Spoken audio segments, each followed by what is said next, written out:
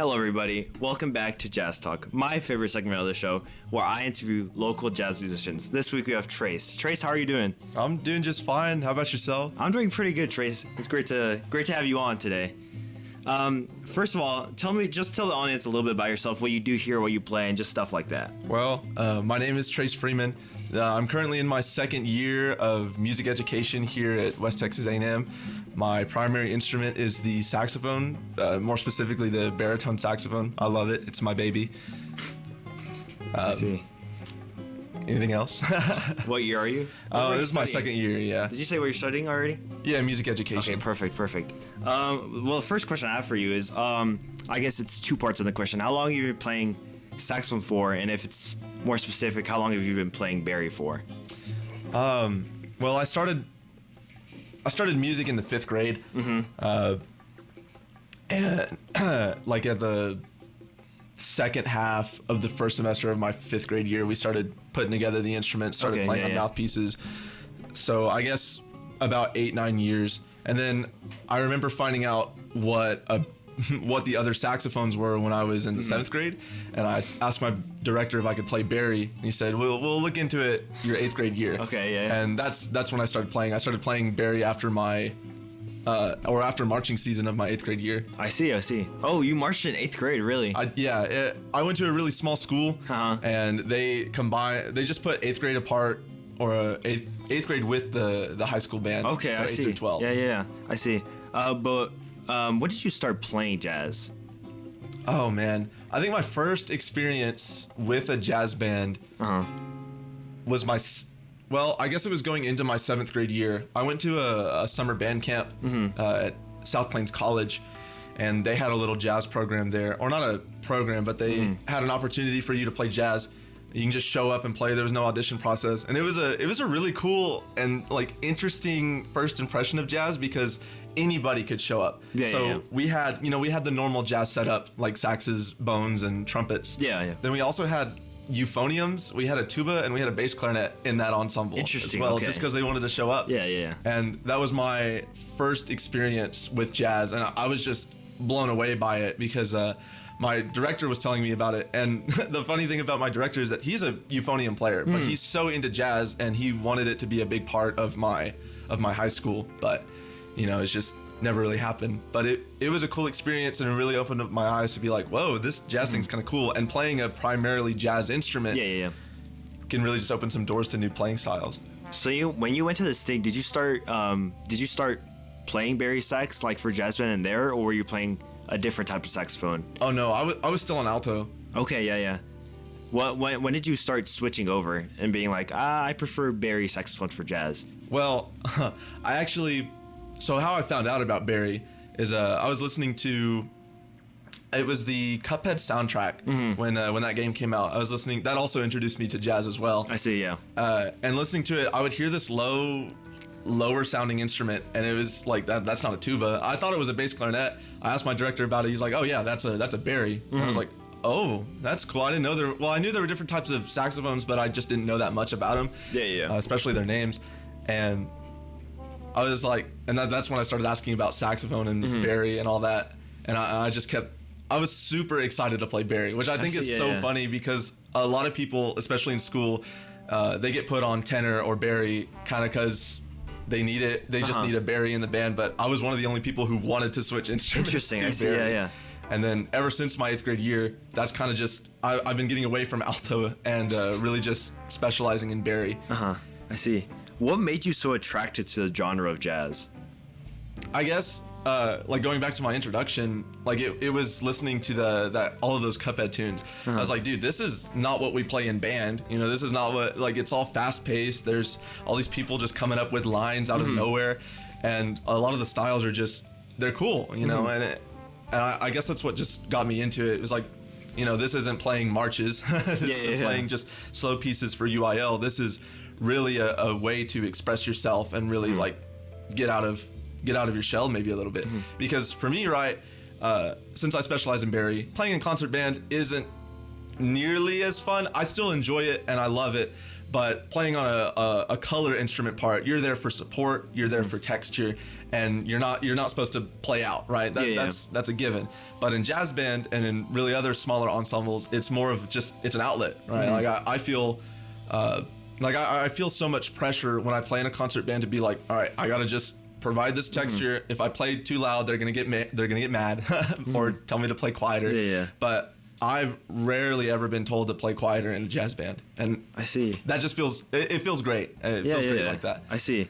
Well, you got into a little bit talking about band and what your role in the band is, but personally, does the way you think change a lot when you're playing in a jazz setting compared to when you're playing in a band setting? I think so.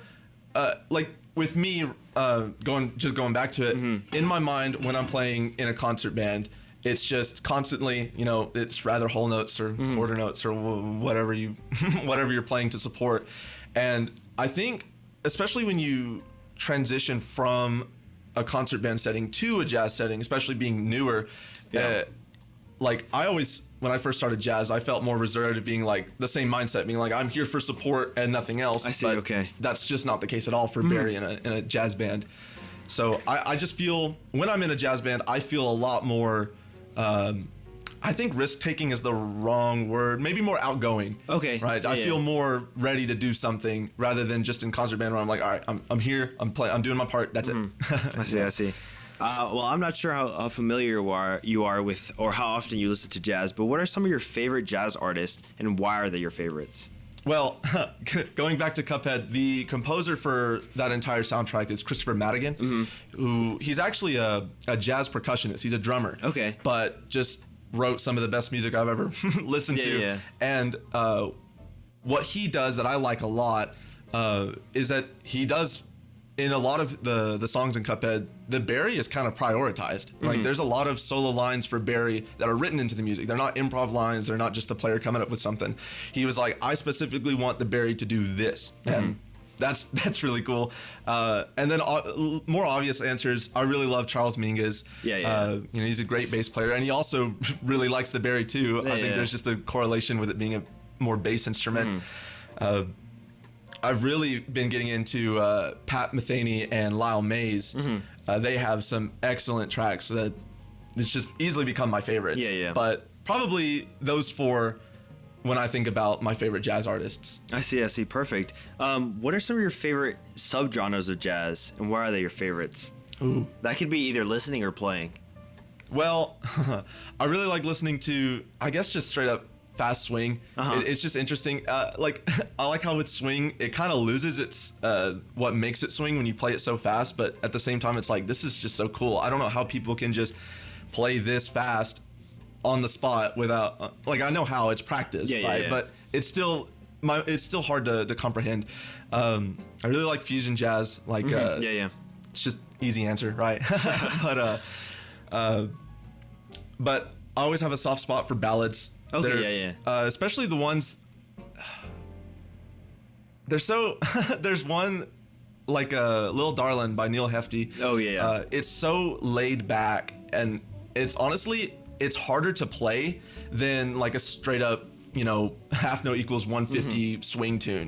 Because just staying together while trying to be laid back, you easily want to rush, but being able to have 18 people just play at 50 beats per minute, almost perfectly, there's something really nice about it. And obviously ballads are they're sweet, they sound nice, and there's something just to put on, maybe for the background, right? If you don't want something so intense playing, put on a ballad. It's just, I like it. Yeah, I see. What are some role models you have in the world of jazz? Oh, like people that I know personally, or just in general? It could be people you know, or just in general, or more popular people. Well, I mean, I guess going more like celebrity rise, like more well-known people, like Pat Metheny and Lyle Mays. They're excellent composers, and being an aspiring composer myself, it's just, again, I don't know how they think of those lines. I don't know how they think to write this, how to do that, and it's just, I'm almost kind of jealous, but at the same time, it's like, this is just awesome. This is just a human mind at work. Same thing with Christopher Madigan, just incredible composers. And then maybe more so real life players. Honestly, I really want to say all of the saxophones here at WT.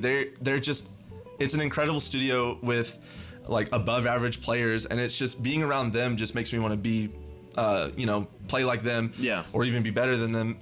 However, but I also really look up to my saxophone professor, Dr. James Barger. He's pretty much the reason why I come here and why I want to study saxophone here. And then also my band director, Dr. Pettit, who, like I mentioned, he's a euphonium player, but a really good advocate for jazz. He knows a lot about it, surprisingly. I didn't think that was possible for someone who plays baritone, but he's just a great guy, and helped me get through high school and helped me find my love of music, and more importantly, jazz. Yeah, I see. Awesome. Who is someone you try to replicate your sound off of? Funnily enough, when I was younger, I found this guy named Leo P. He's a baritone saxophonist who just goes crazy for no reason. He makes these bass lines and like solos off of his own bass lines somehow. And when I found that when I was in like the 8th grade, I watched his it was the BBC Proms recording of Monin by Charles Mingus, played by Leo P. I don't know how many times I've watched that recording. I have that entire video memorized, every single note that happens. I would watch that and listen to it on repeat. And I would start really just trying to think of those bass lines myself. Like I would try to imitate his style of playing. And I think that's what led me into becoming or introducing myself to improv and how to just think of something off the spot.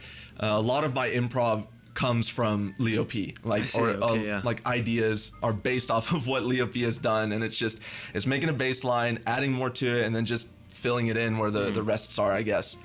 But yeah, that subconsciously, I haven't listened to him in a while, but subconsciously I still imitate him while I play. I see, I see. Who is an artist, dead or alive, that you wish you could perform with? Oh my goodness. That is such a good question. Man, I would just like to sit in, even if I wasn't playing, but really just sit into a rehearsal or a recording session with like Charles Mingus and his big band. I'm so mad that I can't experience that in real life. It's like I was born in the wrong generation, you know. But being able to sit in and listen to that, let alone play it, that would, oh my goodness, I think that'd be anybody's dream. Yeah. You know. I see.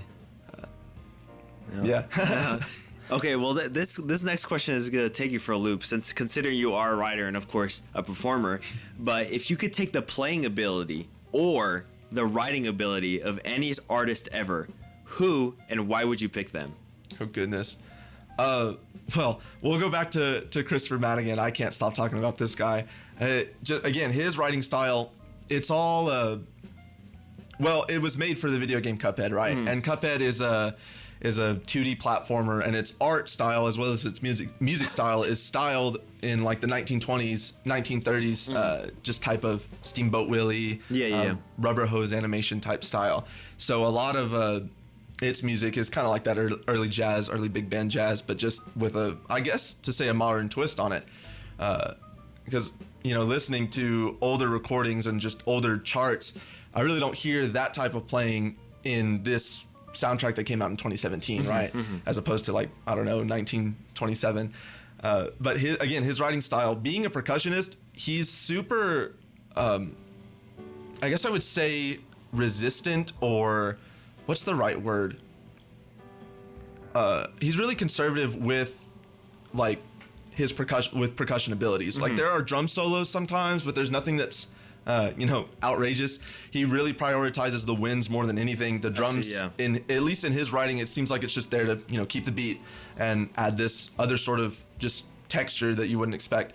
But again, his writing style, he just prioritizes the Bari a lot, and that's just an instant key to my heart. Yeah. And whenever I write, rather it be for jazz or even for concert band, I find myself prioritizing the Bari, or maybe not prioritizing it, but what I see a lot of composers do nowadays, and there's nothing wrong with this. Again, it's just the way of the world. The baritone sax is just a color instrument that's there to support and add texture. But what they do a lot is that they kind of just copy and paste the tuba line or the euphonium line and just give it to the Bari, which again, it's color. But what I do is I actually try to make the Bari part and other low reed parts different from what what the tuba's playing, what the bass is playing, what anything like that. And any sort of jazz chart does that too. They kind of see every instrument, rather it be tenor 2 or trombone 3. They all see them as individual instruments that play all of these notes that combine into one, well, just one chart. It makes it makes it what it is.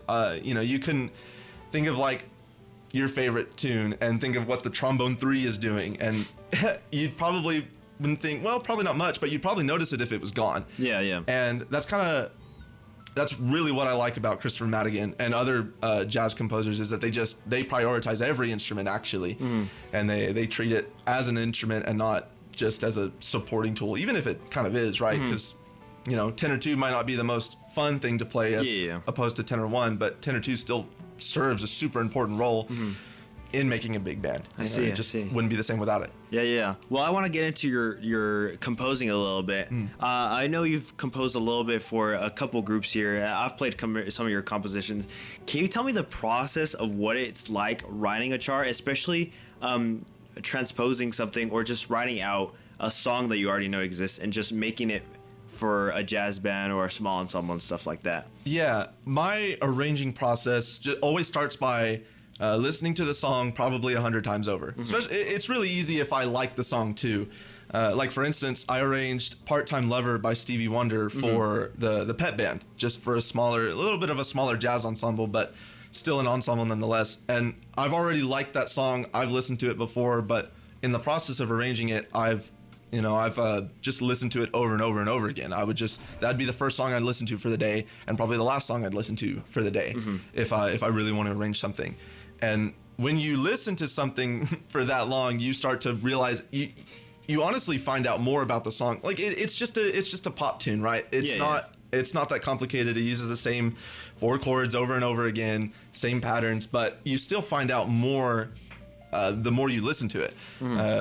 Like by my 100th listen is definitely going to be different from my first listen, and then my 1000th listen, I'm going to find out things that I never even knew existed, and probably not a lot of other people knew existed. And also with arranging, I always try to add a little bit of my own flair to it without detracting or even as far as ruining the song that I'm arranging. For instance, in "Part-Time Lover," there's really no solo section. There's kind of just an interlude where it's just the backing track without vocals. But just turning it into a solo section, it always makes the piece itself, or the piece someone else's, in a sense. Like if they solo over it, now that's their piece, I see.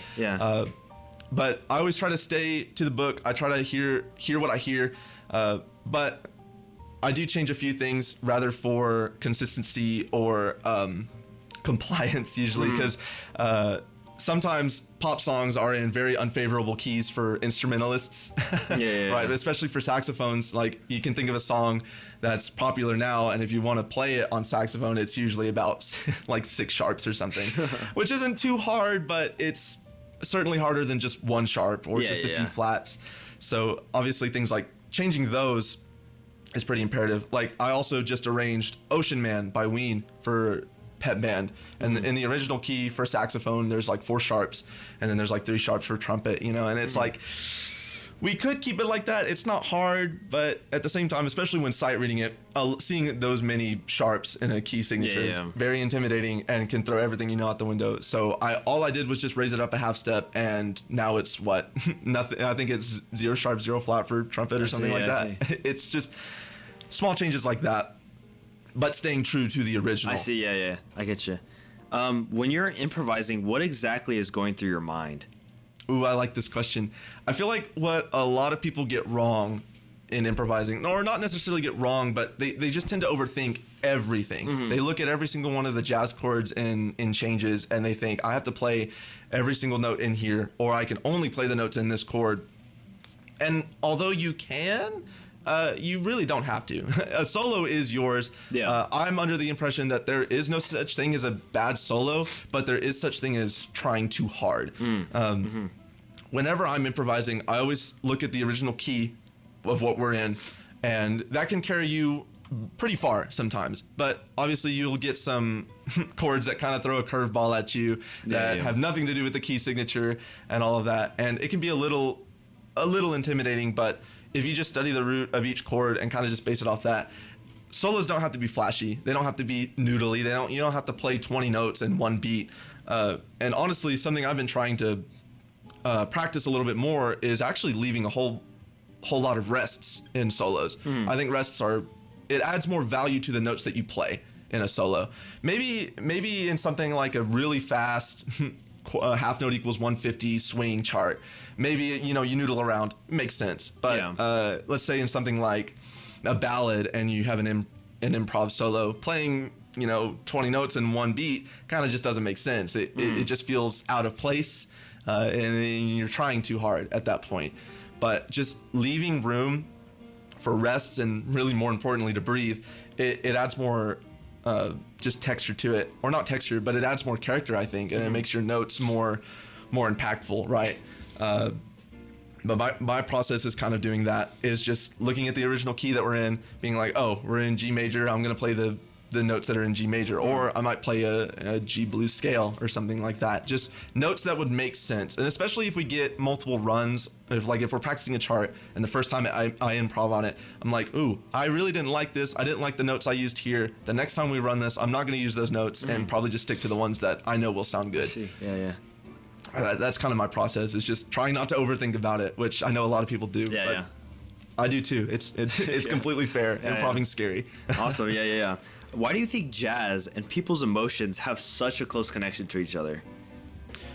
Oh, well, going back to what I said before, jazz, for me at least, is an outlet. It makes me feel, or it allows me to express emotions a little bit more, especially when improving in a solo. Because when I hear somebody improving in a solo, that's their emotions. That has to be, and even if you wrote down an improv solo, that's still your thoughts, that's still your ideas and your emotions at some point. I think what we don't understand in music sometimes is that our emotions do have a lot to do with it. And I think we kind of lose that, especially if you're playing somebody else's piece, you're playing somebody else's emotions essentially. Yeah. Especially in a concert band setting, when you're only playing whole notes, that's what it is. But that somebody had a vision for that. Those whole notes are there for a reason. Those notes are there for a reason. It's because somebody felt this way about a certain topic, right? We write songs all about things. If we're feeling happy, if we're feeling sad, mad, and with jazz especially, I think it amplifies it more.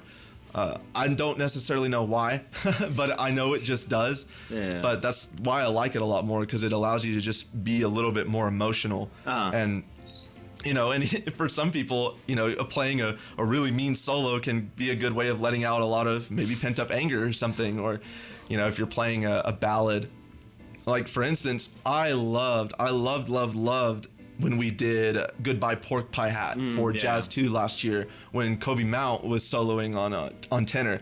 His solo, every single time he played it, he was playing from the soul. You can just tell. He really cared about the changes. He really cared about how this solo would sound, because it was a reflection on him. It was a reflection on his emotions. And every single time he played it, it was just one of the best things I've ever heard live. Yeah. Especially being in an ensemble with him. It was a treat. But I think that's why I like jazz a lot more, is it just allows you to be you, I think. Especially being a Bari player, going from, this person who's supposed to blend in to what's now essentially a key player in an ensemble. It's nice. I really do enjoy it. Yeah, awesome. What is one of your favorite memories relating to jazz? I think growing up, especially going through high school, I didn't have a whole lot of jazz experience. My first experience was that band camp from SPC, and then it was kind of a hiatus from then, at least playing in ensembles, especially when COVID happened. But when COVID happened, that's also when Cuphead came out and all those charts came out. Or not when they came out, they were already pre-established, but having all of this time to myself, I would just try to find the music online or find the Bari parts, because my director allowed me to take my instrument home for all of quarantine. Yeah. So being able to just sit down and learn them, they're hard. They are so hard. They're so fast. They're so technical. But sitting down and learning them is amazing. But that was that's how I kept in touch with jazz over then. And then I think my next experience was my freshman year of high school when my director wanted to start a little jazz band. We had this period in school called enrichment. It was like a little 30-minute interlude between lunch and fifth period. And, you know, if you were still taking the STAR test at the time, that was a time to, I guess, study for it or prepare you for the process. If you were a senior, it was college readiness. It was kind of a whatever period, essentially. But my director took advantage of that and pulled some of us out who, you know, some of the players that were really, really willing to do it. And we would play jazz. And we settled on 2 tunes for our concert, like for our spring band concert. I do not remember what the ballad we played was. It was nice. It was in 3, and the trumpet player that was soloing over it, like, he was really good. Yeah. I think he was a senior at the time, and he was just a really good trumpet player, a really good guy. And then the second piece we played was 25 or 6 to 4, and I got to solo on that, have a little improv solo. It was nice. I look back at the recording, and that's when I used to overthink a lot of playing in the chords and playing in all this. So it didn't turn out the way I wanted it, but it was still a really fun experience. Yeah. And after that concert, this was when I was still listening to a whole bunch of Leo P. I convinced my director to have me and the drummer just have a little duet, sort of. Like, he'd give me a beat, and I would just improv over it. I'd do all of this crazy stuff. It was so much fun. Like, I think it was just 2 straight minutes of us just improving as sort of an encore for the entire concert. I see. Yeah. And I think that's and out of the very limited experiences I've had with jazz and playing in ensembles, which makes me really grateful for being in jazz bands here. But I think that experience, that whole concert really from my freshman year of high school, was probably my favorite jazz-related experience. I will say, though, whenever I went to New York my senior year of high school, we went to play. It was this honors I forgot what it was called. It was the World Strides Honors Performance Series, and you auditioned for it, and if you made it, you got to go and play in Carnegie Hall, which is really cool. And a lot of people there, like all the students that were around my age and a little bit younger, they were really into jazz. Like, a lot more people than I thought would be. And before our big concert for that night, we were in the holding room or in one of the green rooms or wherever they kept us. We were, me and this other saxophonist, we were just talking, and we were like, hey, let's start improvising for, like, we got nothing better to do. We have an hour before we go on. Let's kind of just bust our chops a little bit, I guess. And I started playing bass line. He started improvising over it, and then other people started coming in and joining in on it. Like, all of these other saxophonists brought their jazz setup, like, just in case. Like, there was nothing to do with jazz with this program, right? Like, there was no piece that we were gonna, like, it was a concert band. There was no rhyme or reason to bring any sort of jazz pieces, but we did anyway, I think subconsciously, just in case something like this happened. And just we were playing forever, man. We kept going. A lot of people were just shredding, like that saxophonist. He was just going ham for no reason. And again, all of his stuff made sense because he was really into jazz, and he even helped me. He was like, hey, I think you should go to this note after 4 measures, and then you like yada yada. He was kind of like composing in his head in real time on what to do, and I was like, I like this is really cool. So I think that's as fun as that was, I don't think that comes close to my time in freshman year, because it's just, what was really cool about doing that jazz band in my freshman year was not only was my director not a jazz player but a really big jazz enthusiast, it was everybody else that was just willing to do it. There was just some unprecedented, indomitable human spirit about the players in just that entire band around my freshman sophomore year. They wanted to do it. They were like, let's do this. This is really cool. We've never done this before. We don't know what this is going to sound like, but let's do it. And I think that alone, like, they may have not been the best players. It may have not been the best concert of all time, but we had fun putting it together, rehearsing and talking. We were even talking about it outside of rehearsal and outside of school. We were like, dude, this jazz band thing's really cool. But sadly, that was the only time we were able to do it. because they always change around the schedule in school a lot, so it was kind of uncertain what enrichment would look like or what jazz ensemble would look like. But that was the only year that we did jazz band in my high school, but it was amazing. I see. That's probably my favorite memory overall. That's awesome. Yeah. Have you ever had to perform while being sick or exhausted? If so, how did you get through it? Oh man. I don't think I've actually ever had a performance where it's just, man, I can't do this, or I'm just feeling bad. I think I've been pretty lucky throughout my time in music to have not been sick. I will say though, whenever I was in, I think it was this 7th or 8th grade, every year at my high school, we would have something called Christmas in the Barn. And it was where everybody in the community or everybody in the town would come to this really big barn, and there would be vendors, there would be food, and the high school band would play, or all of the bands would play, like the 6th grade band, 7th grade band, and then the high school band. They would play a concert, and it was a nice little time. But that day, like we moved all of our stuff, like chairs and stands and our instruments, to the barn during our band period. But I wasn't there because I was getting tested for strep, I think. It was, it was the cold season. And I asked, one of my friends, could you please get my instrument at the very least and bring it over there? And they're like, yeah, we got it. He didn't. He did not bring the instrument. So when I got there, coincidentally, there was, I remember now, I was in the 7th grade because I wasn't in high school band yet, but one of the saxophonists in the high school band was not there, but their instrument was. But when I opened it up, because I told my band director, and he was upset. He was like, why didn't you bring it? I said, I wasn't here. I told somebody else to get it, yada, yada, yada. And he was like, whatever. We had a no-show in the high school band, so you can use their saxophone. I was like, okay, cool. Just clean it off in the bathroom, I guess. The mouthpiece reads. Yeah. But when I opened up the case, it was just the neck and the horn, or the neck and the body. There was no mouthpiece. There was no reed. There was nothing.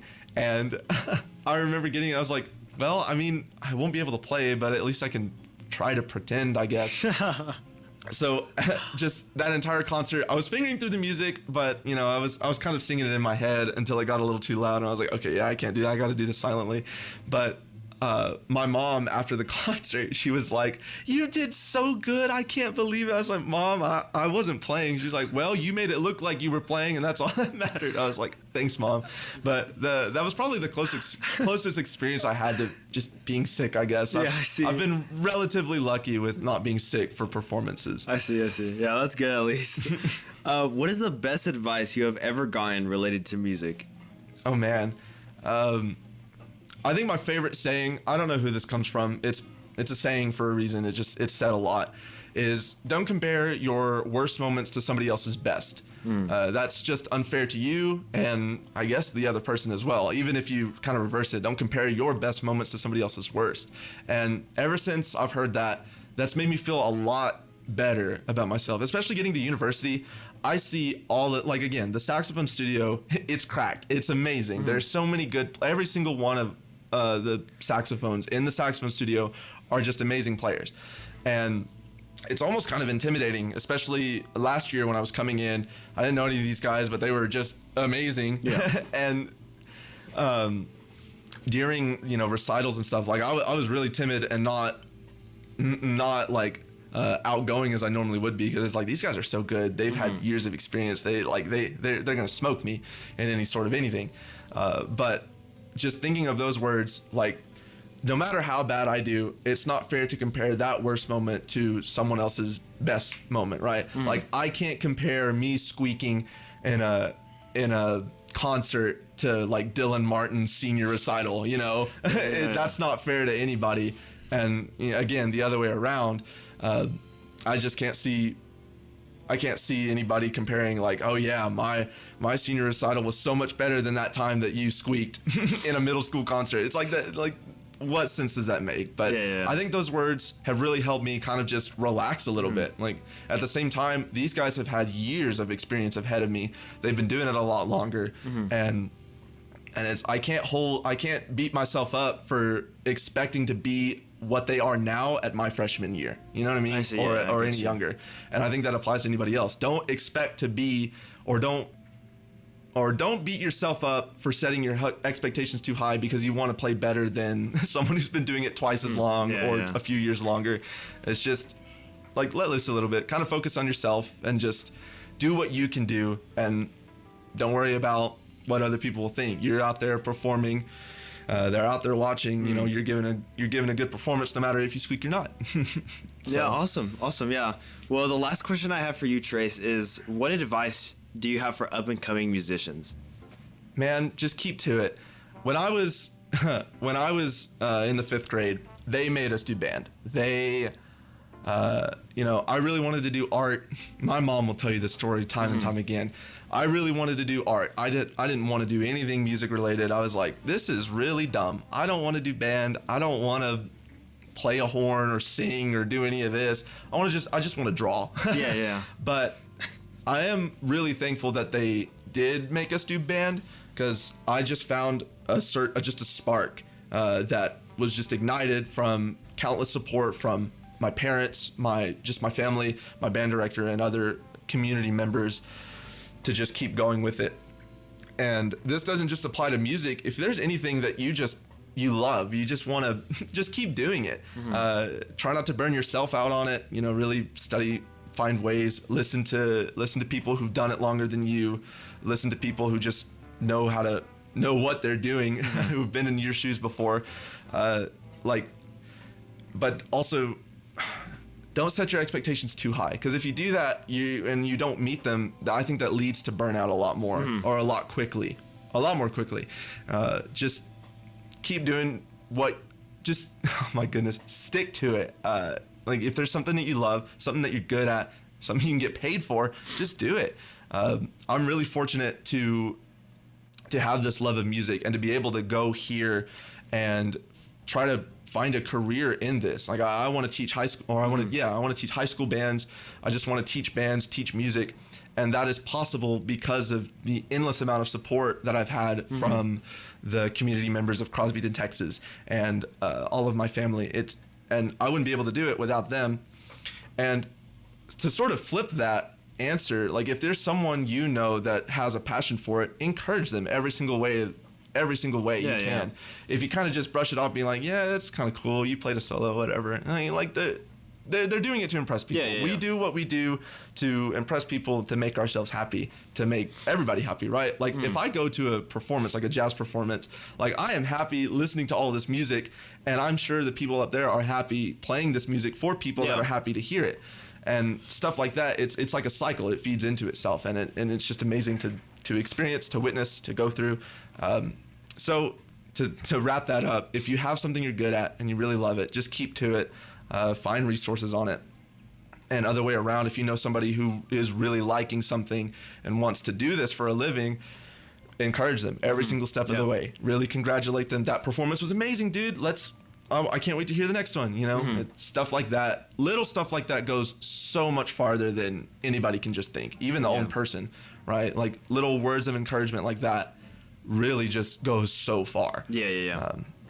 So just stick to it and encourage other people. Awesome. Yeah, perfect. Well, this next little moment I like to give to all my guests is just, promote anything, give anyone a shout out that you think deserves a shout out, and just stuff like that. So the moment is yours. Take it away. Okay, where do I start? First of all, hi mom, hi dad. You guys are awesome. All of my family, my sisters, my brother. I really want to shout out the Saxophone Studio for being such a warm and welcoming presence. I wouldn't be here if it wasn't, but you guys are awesome, and I'm glad that we all seek and find comfort in each other and encourage each other to do better. I want to shout out Crossview Christian Camp. Those are my favorite people ever. I worked there for the summer. They're awesome, and they're just great people. And I want to shout out Kevin and Elliot for allowing me to do this. I really thank you guys. And of course. Honestly, that's all I got. Perfect. If I missed you, it's nothing personal. Love you guys. The last thing I like to ask all my guests to recommend one song to be added onto the playlist forever. What song would you like to recommend today, Trace? Okay, if it hasn't already been added, because it's such a good song, I really want to recommend The First Circle by Pat Metheny.